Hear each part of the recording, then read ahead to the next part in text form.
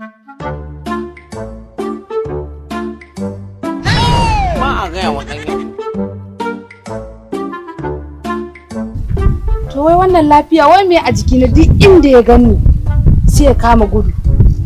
To ko ma dai menene sai na je har majalisar sai na ji dalilin da yasa idan ya gani yana gudu na.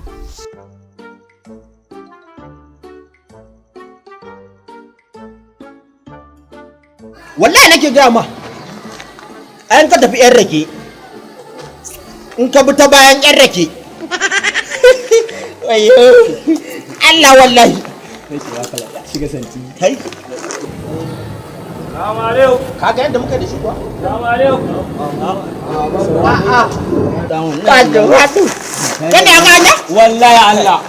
Yawwa ina da wani labari kenan. ba rabo daga rarran ba Wallahi ina wata budurwa nan. wace kenan Hafsa. Gidan su producer. ba ka rabo da tsalle Wallahi ina mugun santa. Amma na kasa faɗa mata.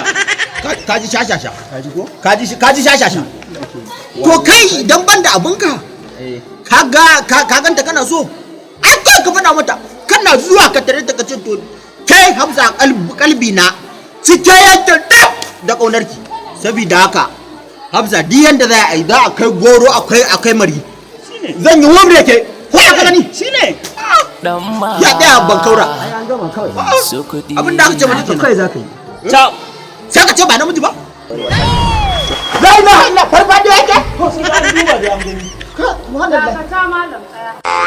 Zuwa ne in same shi ya faɗa mun men dalilin da yasa duk inda ya ganni sai ya dinga gudu na kusan so 8 kenan wannan abu yana faruwa don haka sai ya gaya mun me yasa yake gudu.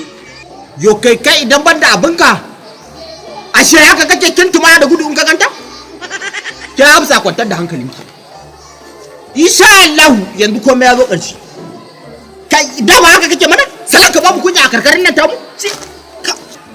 bari ki ji abin da yake faruwa wannan san ke yake saboda haka ke kina son sa ne So na kuma yake warrai kwa kina son nasa ne kana yi